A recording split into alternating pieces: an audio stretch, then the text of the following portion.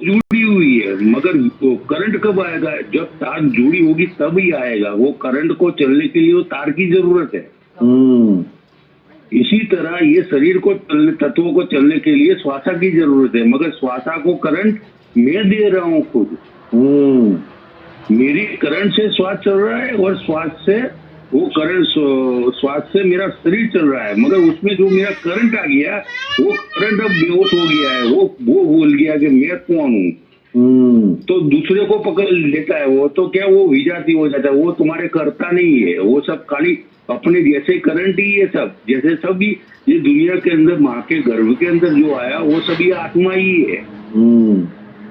मगर वो आत्मा का निशान जिस तरह परिंदा निशान लगाता है आकाश के अंदर और सीधा चला जाता है, इसी तरह अव्यक्त जहाँ चीज है वहाँ रूप नहीं है, रंग नहीं है, रेखा नहीं है, कोई भी स्वरूप नहीं है। वहाँ पे तुम अपनी सुरता को स्थिर करने से, वहाँ पे खड़े रहने से बहुत दिनों बाद वहाँ स्वरूप का प्रकट होता है।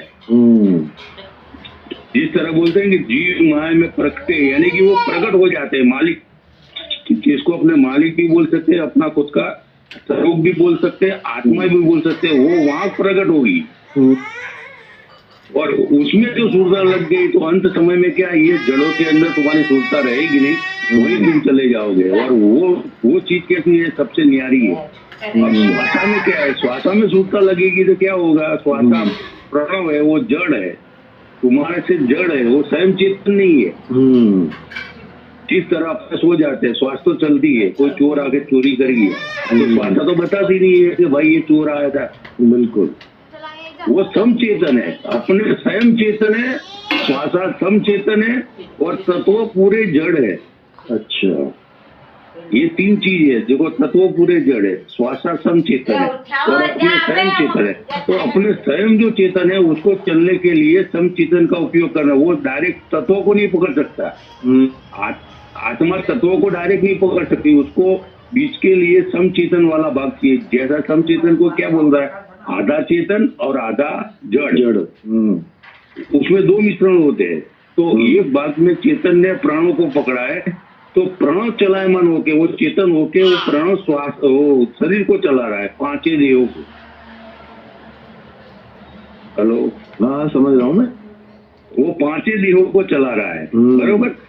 अब इसमें क्या है कि पांच देह है, उसमें पांच तत्व है, मन, बुद्धि, अहंकार, चित्त और नचित। तो इसके अंदर जो कारीगरी है उसमें लोग फंस जाते हैं। वो बोलते हैं कुंडली जागृत हो गई, मेरे को ये सिद्धि मिल गई। कोई बोलता है ब्रह्मग्रह में चला गया, तो ब्रह्मग्रह में क्या है, ये 10 प्रकार के नाग होते हैं, जो अपने 10 प्रकार के नाग, पान, अपान, वायु, उसकी आवाज होती है, तो वो तल्लीन हो जाता है। वो बोलता है मेरे को परमात्मा की आवाज मिल गई। मगर ये शरीर से बाहर, प्राणों से भी बाहर वो चीज है। हाँ बिल्कुल सही है, प्राणों से भी बाहर, लेकिन बिना प्राणों को पकड़े आप जा नहीं पा रहे ना। नहीं, अभी सुनो मेरी बात, नहीं, आपने इतना अच्छा बताया और आपने खुद भी ये बता दिया कि वहाँ पर 10 प्रकार के प्राणों की आवाज आ रही है।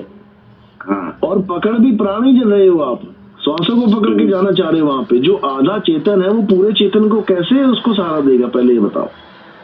आप पूर्ण चेतन हो कि आप आधे चेतन हो? मैं पूर्ण चेतन हूँ, मगर